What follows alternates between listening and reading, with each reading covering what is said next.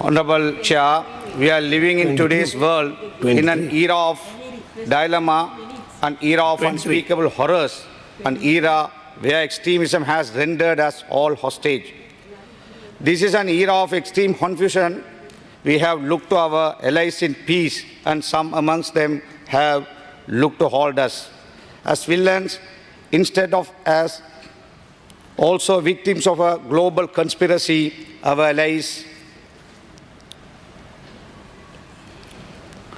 Our allies in peace have forgotten that we stood with them even in the face of adversity. Honorable Chair, I wish to table this book. This is Dr. Lona Devaraja, first published in 1994, The Muslims of Sri Lanka, 1,000 Years of Ethnic Harmony. This book outlines over 1,000 years of peaceful coexistence. Our ancestors came in here as traders. The Commission of Inquiry states that the first traders came here in about the 7th century AD. And this book establishes the mutually beneficial relationship the Muslims shared with the Sinhalese community of Sri Lanka, which laid the foundation for racial and religious amity. The Muslim traders brought enormous assets, and the Sinhala monarchs of the time offered protection and permitted them to settle. We have remained in amity and so to make our investment here in Sri Lanka. This is our motherland. Our assets and finances remain in Sri Lanka. We did not plunder this country like the Dutch, Portuguese and British. The Sinhalese, Tamils and Christians are our brothers in our quest to serve our Mother Lanka, and nobody can or should take that right from us. When the Muslims were demanded to support the LTTE or be evicted from the north, we the Muslims of Sri Lanka chose to lose our homes and our belongings to be loyal to our motherland. We gave up our assets and our livelihood to live as refugees. I was also one of those evicted by the LTTE. We earned the wrath of the LTTE because we chose to love our motherland over our own life. We have lived with you, among you, as one of you.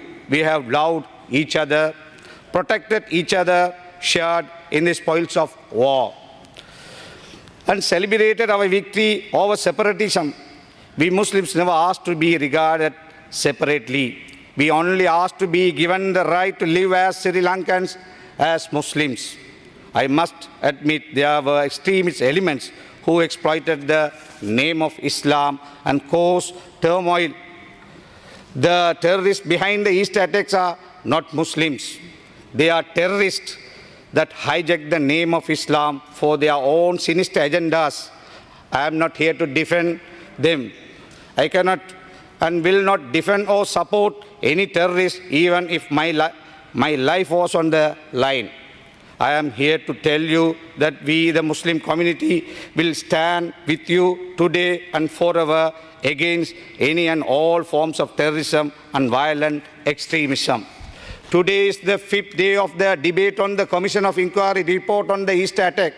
The Parliamentary Select Committee, appointed by the then Speaker, and the Commission of Inquiry, appointed by then President, have both exonerated me from all of crass allegation, falsely linking me with those terrorists.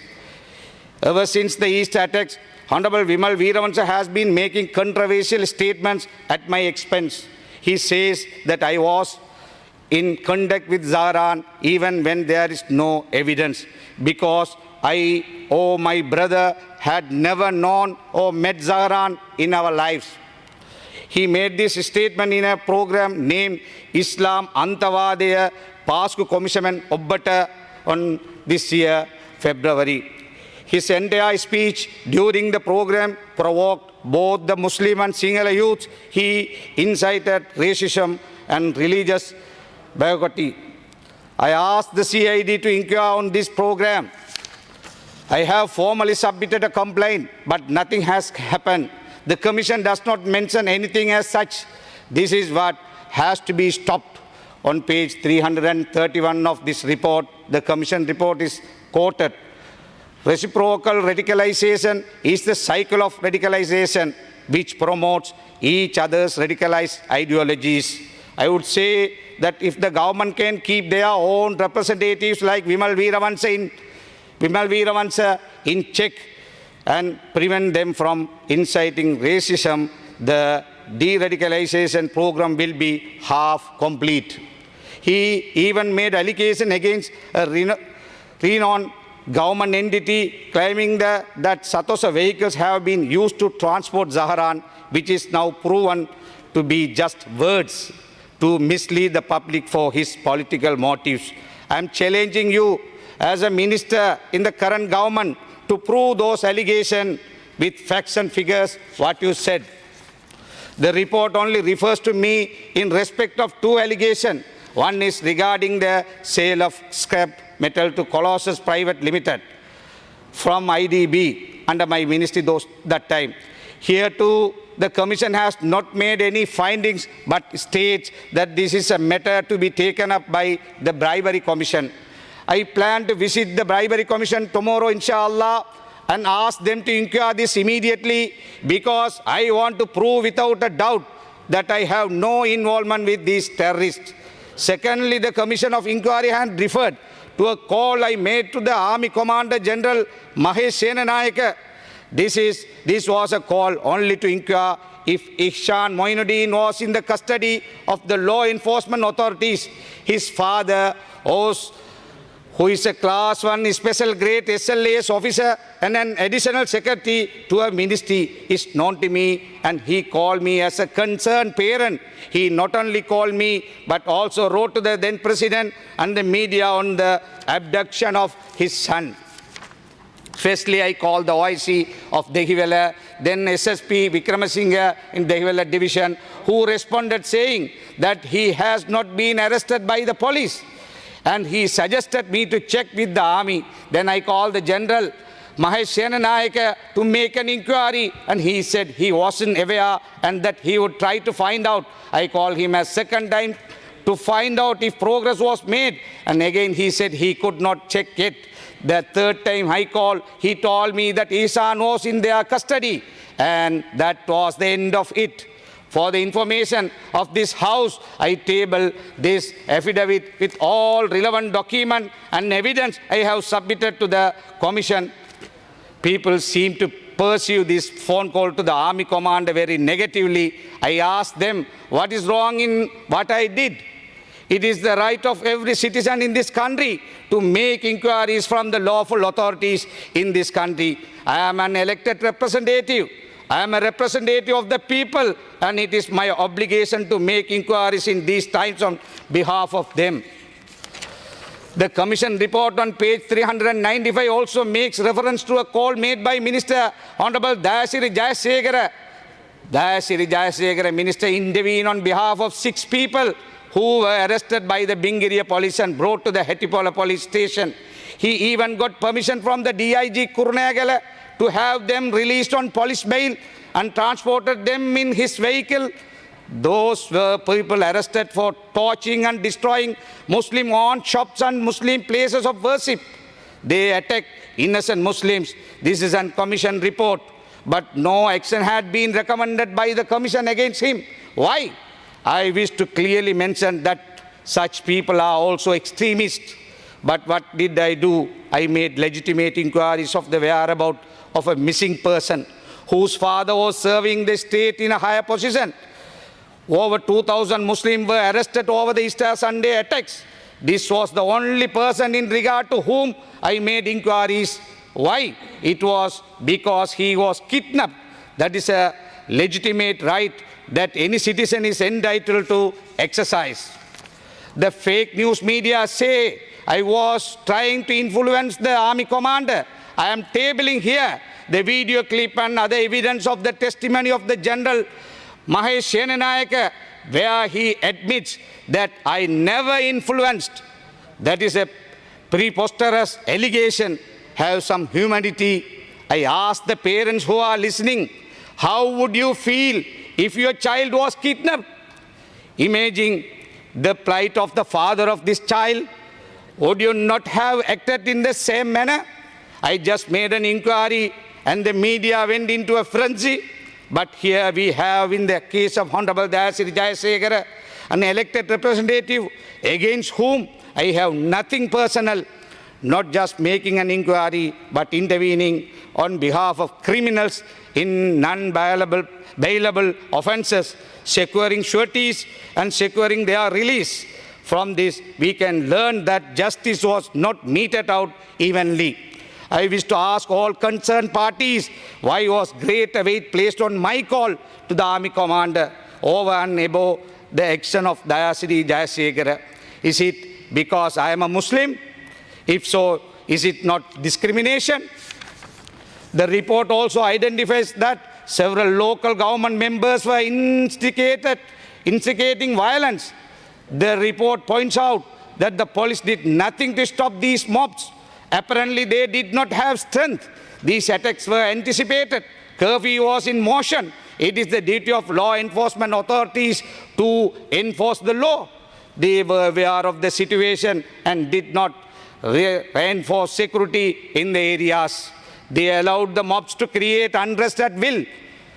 This was willfully executed against a religious minority in this country. However, not enough action has been taken till now. If my call to the army commander had received such prominence, why are such strong matters just limited to a few paragraphs in the report? I must ask. The report reveals several incidents of violence post-Easter. There were 78 incidents in Minuwangoda, 37 incidents in Kuliyapitiya, 200 incidents in Hettipola, 9 incidents in Chilo, 47 incidents in Koswatha, 67 incidents in Nikavaratiya, 55 incidents in Negambu, and many more incidents against the Muslims.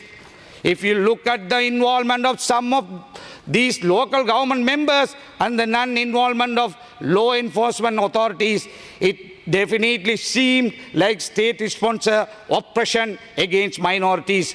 Fawzul Amir, Muhammad Salih of Kotramula, poor man, lost his life in front of these criminals, in front of these criminals to these extremists, in front of them, their children. In any other country, this would be reported as genocide, and all the inflammatory speeches would be branded as incitement to genocide under the Genocide Convention. I wish to table the Genocide Convention before this House. The state has allowed the killing of Muslims. The state has allowed bodily harm to Muslims. The state has now begun imposing conditions that threaten the physical destruction of Muslims. This is genocide under Article 2. Do not forget that we are now part of the Rome Statute and we are accountable for our action and omissions. In view of these incidents, I must once again extend my sincerest of the gratitude to His Eminent Cardinal Malcolm Ranjit. In the wake of an outbreak of post-Easter violence, he effectively managed to limit the damage. His actions were exemplary of the virtues of the faith of the Catholics. I would like to make reference to certain points from the report on page 145. The report states that 17 video recordings were made by Zahran and his group. In those videos, he gives 10 reasons why Sri Lanka was chosen for the attack. I call upon all members of the House to pay full attention to some of these points. One, diffaming and insulting Allah. Incident in Kuliyapitiya where an image of a pig with Allah was written on it. Number 3, Venerable Galagoda Atte Jnanasara Thero insinuating that Allah will be reborn. Number 4, scolding and defaming Prophet Muhammad sallallahu alaihi wasallam. Number 5, tearing and burning of Quran. Number 6, destruction of mosque. Number 7, destroying Muslim houses and forcible land grabs. Number 8, rape of a Muslim woman by intelligence officials and its cover-up. I would like to ask, who is to take responsibility for these? Is it the Muslims or the state incident that never happened in 1,000 years have happened in 10 years soon after the end of the LTT war.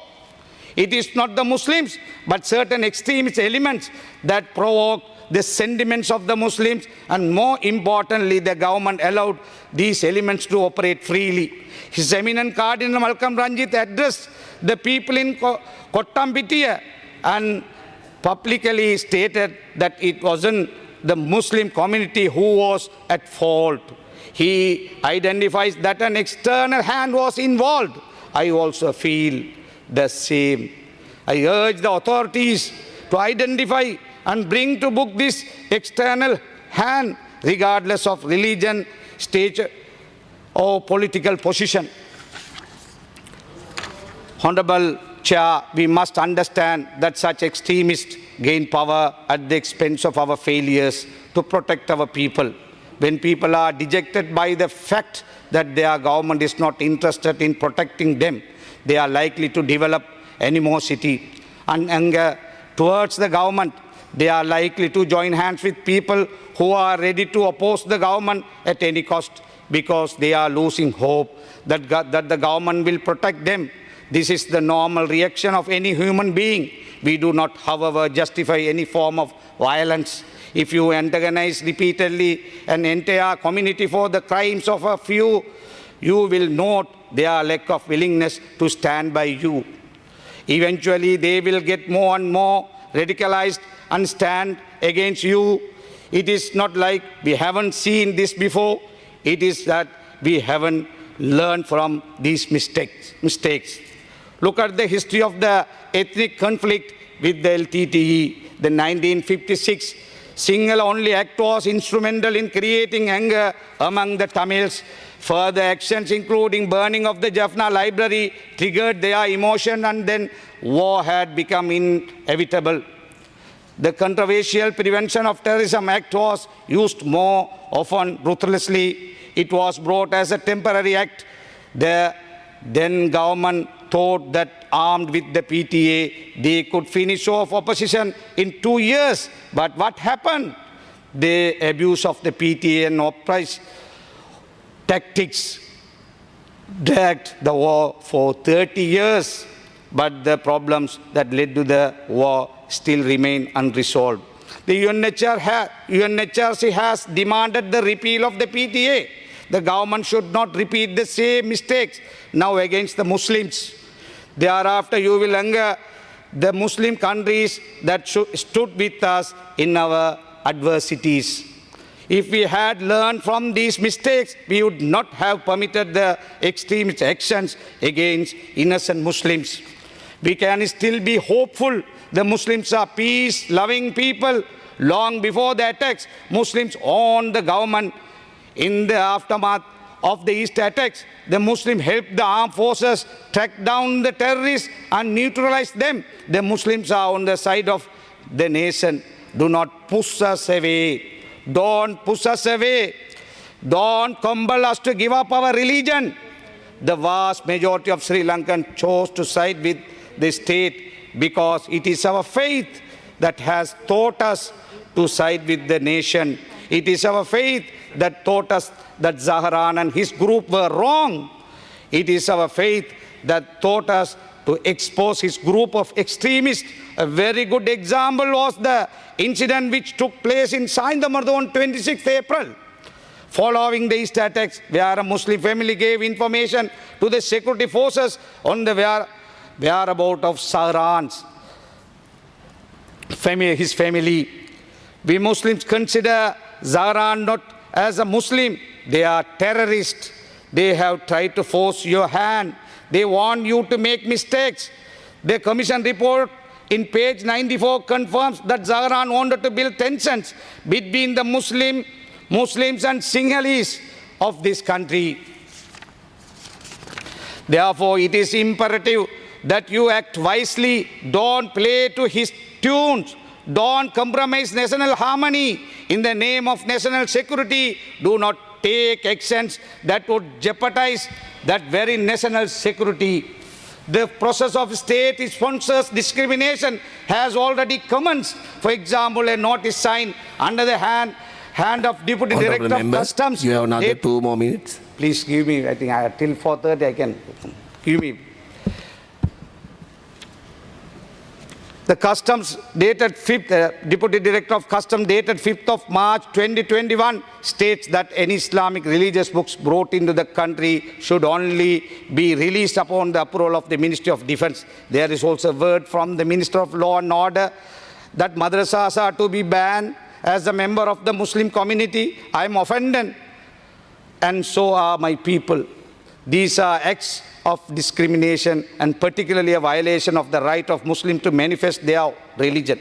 Minister of Law and Order also informs that there will be a burqa ban. People are mandated to wear masks all over the country and all over the world. You cannot make a description under any act to ban the burqa and niqab unless you also ban the medical mask, the motorcycle helmet, sunglasses, spectacles, bandages and so many other pieces of garments. I wish to ask the minister, how do you constitutionally make such a law? How do you make a law with such effect without making it racist and Islamophobic? We as minorities of this country are all entitled to our constitutional right to practice and manifest our religion freely in this country. Any legislation or administrative action targeting one particular community is a violation of our constitution. It is also in violation of every non-core convention and treaty ratified by Sri Lanka. No monitoring body of any of these treaties, let alone the UNHRC, is going to spare our country for acting so arbitrarily against the Muslim community. This is extremism in another form.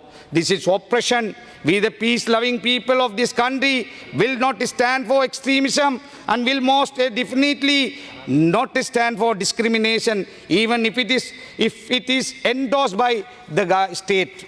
The Commission report will hold good testimony that other groups have engaged in extremist activity. The activities of Venerable Kalagodawatte Nyanasara has been highlighted for term he coined Abasaranai, and the report calls for the proscription of the Bodubala Sena. Further, in page 332 of this Commission report, that the AG considers instituting criminal proceedings against him under the ICCPR Act for his speeches made during the Maharagama and Alutgama incident. They have also highlighted organizations such as Sinhala Ravaya, Maheusan Balakaya, Sinhala Jatika Balamuluva, Sinhala Jatika Samvidhanaya, and Shiva Sena movement. It is not me who is pursuing their extremist nature, but the Commission report serves as my evidence. The actions of these extremists began in 2011, and owing to impunity, the extremism grew. If not for the impunity of these extremist thugs, the Easter attacks would have been unlikely to have happened. Where do you believe their extremist nature comes from? Over and above the Commission report, there is plenty of videographic evidence of their extremism. What measures do you propose to quell the extremism in these factions? At least will you de-radicalize them first? Dear Chair, I draw your attention to the arrest of Muslims who have been very vocal against the acts of Zahran. It has been about 22 days since Azad Sali was arrested. I must remind you that it was he who publicly stated in 2017 that Zahran was a dangerous criminal who needs to be arrested. Yet the government has arrested him under the Prevention of Terrorism Act for alleged connection to the Easter attacks. How is this fair? You are holding him without a charge only because he spoke on behalf of the Muslim community. This is political victimization. Another distinguished personality who has actively contributed efforts towards the upkeep of human rights, Hijaz Hizbullah attorney at law, has also been arrested under the PTA. Ahnab Jazim from Pandaravali Mannar was arrested for a poem he wrote against the ISIS. He was arrested on April 15 last year and continues to be detained with no charges against him simply because he wrote a poem against the ISIS. Under the pretext of national security, you have oppressed the Muslims, I am afraid their frustrations from your actions may lead to radicalization. You must arrest the extremists who have harmed or will harm our people.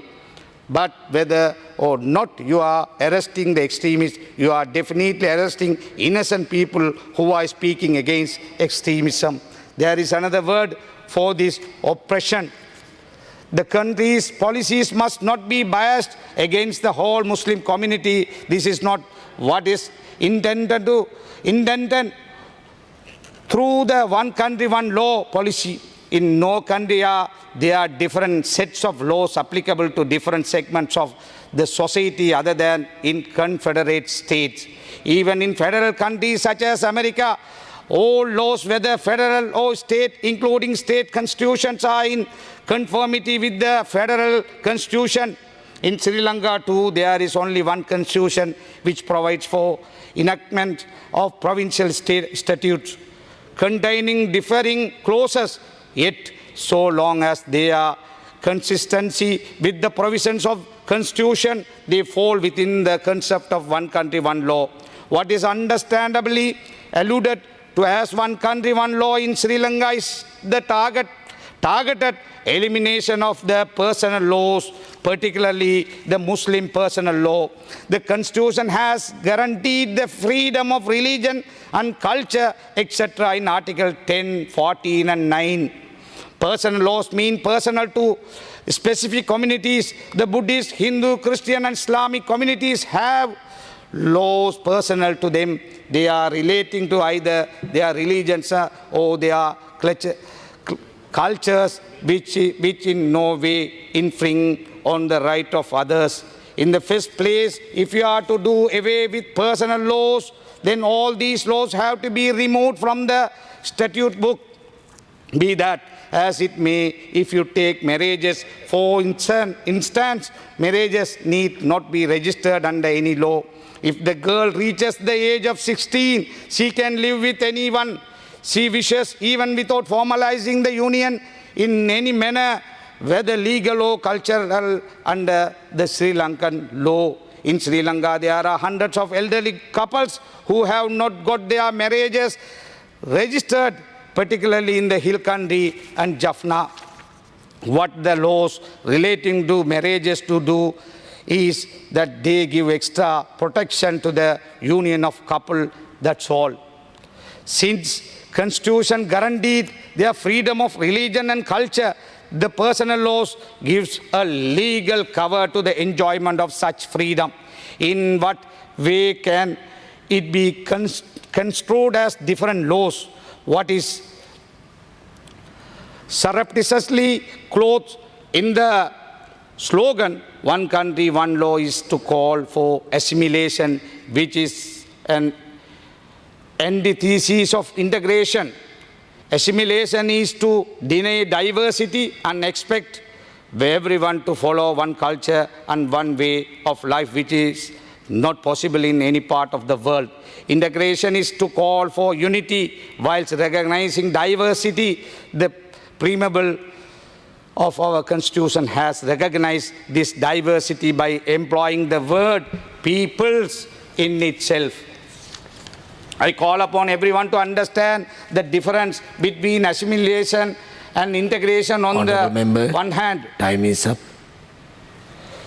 So please do not hurt the sentiments of all Muslims, because it can only marginalize the Muslim community even more. We have lived in peace, practicing these customs and tradition in marriage for over 800 years. It has never become a problem to any person. Do not try to abolish our customs and traditions. It will not be a positive step towards de-radicalization. Talking of de-radicalization, a gazette was passed on March 12, 2021 with reference to a proposed rehabilitation and re-radicalization program. We can't accept that. That is only focusing on the Muslims. That is not work for the country. I am sure the majority of the monks in Sri Lanka are peace-loving people who truly believe in the four immeasurable metta, karuna, mudita and upeka. Many of these monks tend to disagree with the violent ways of some of these extremists, and I am certain they will be willing to assist in the process of rehabilitation and radicalization of the extremists amongst them. Actually, I want to say something. I am tabling my speech, full speech with that, and I want to ask the chair, please, please include my speech, all these paragraphs. Ask to ACJU address matters. They work hard to guide our community against Zahran like criminals. I think they did a lot of activities. I am tabling this book. There are 34 in action they taken. Another one இன்று இந்த பேச்சிலே ஒரு சில விஷயங்களை தமிழிலும் சொல்ல வேண்டும். உண்மையிலேயே ஜமாத் இஸ்லாமுடைய தலைவர் இருந்த ஹஜ்ஜுல் அக்பரை கைது செய்திருக்கிறார்கள். ஜமாத் இஸ்லாம் என்பது ஒரு பாரிய இயக்கமாக இந்த நாட்டிலே பல நல்ல பணிகளை செய்தவர்கள்.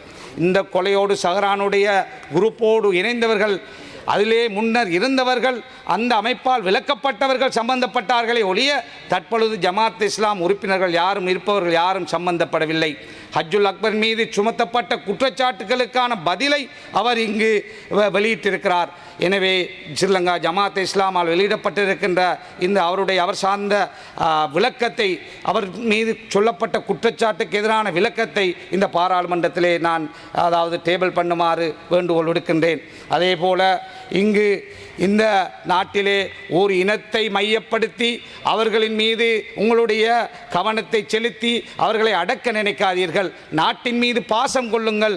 இந்த 70 வருஷங்களுக்கு மேலாக சுதந்திரம் கிடைத்த பிறகு இந்த நாட்டிலே 30 வருஷம் தமிழ் மக்களோடு போராட்டம், 30 வருஷத்துக்கு பிறகு 10 வருஷத்துக்குள்ளே தான் முஸ்லிம்களின் மீது டிகனையிலே, தம்புள்ளையிலே, காலியிலே, கிராண்ட்பாஸிலே, அங்கே இங்கே எல்லா இடங்களிலும் முஸ்லிம்களை தாக்கினார்கள். கலபு கடவத்த ஞானசார தேரர் அபசரணா என்பது அழிவை நோக்கிய வசனம், கொலை செய்வதற்கான ஒரு வசனம். அவ்வாறான ஒரு வசனத்தை பேசிய பிறகுதான் அழுக்கமையிலே 4 பேர் கொல்லப்பட்டார்கள், நூற்றுக்கணக்கான சொத்துக்கள் அளிக்கப்பட்டது. இந்த கொலை செய்த சஹரான் கூட்டம் செய்த செயல்பாட்டை நாங்கள் அங்கீகரிக்கவில்லை. ஆனால் அவர்கள் ஏன் இதை செய்தோம், இலங்கையில் ஏன் எதை செய்தோம் என்று சொல்லி இருக்கிறார்கள். அந்த விஷயங்களை நான் ஏற்கனவே சொன்னேன். எனவே அந்த விஷயங்களை கவனத்திலே கொண்டு இந்த நாட்டிலே அவ்வாறான அநியாயங்கள் இந்த நாட்டிலே நடக்காமல் இஸ்லாத்துக்கு எதிராக செயல்படுகின்ற ஒரு சில மத குருமார், இவர்கள் எல்லாம் ஏஜென்ட்கள், இவர்கள் எல்லாம் ஒய்ஸ்கட்காரர்கள், கூலிப்படை, இவர்களால் இந்த நாட்டை குட்டிச்சுவராக்குகிறார்கள். இவர்களை கட்டுப்படுத்துங்கள். இவர்களை கட்டுப்படுத்தவில்லை என்றால் இப்படியான இன்னல்கள், இப்படியான அழிவுகள் வருவதற்கு அது காரணமாக அமைந்துவிடும். எனவே அவ்வாறான அழிவுகள் வரக்கூடாமல் இருப்பதற்காக எங்களாலான முழு ஒத்துழைப்பை நான் மட்டுமல்ல எமது முஸ்லிம் சமூகம் உங்களுக்கு தருவதற்காக இந்த நாட்டுக்கு அது எந்த அரசாங்கம் இருந்தாலும் அவர்களோடு சேர்ந்து இவ்வாறான மோசமான காரியங்கள் நடக்காமல் இருப்பதற்கு, உண்மையான இஸ்லாத்தின்படி இஸ்லாமிகளை வாழச் செய்வதற்கு எங்களுடைய பூரண ஒத்துழைப்பை தருகிறோம். உண்மையாக குற்றவாளிகளை தண்டியுங்கள், அப்பாவிகளை உடனடியாக விடுதலை செய்யுங்கள். நூற்றுக்கணக்கான அப்பாவிகள் இருக்கிறார்கள். எனவே அவர்களை விடுதலை செய்யுங்கள் என்று கேட்டு விடைபெறுகிறேன். நன்றி.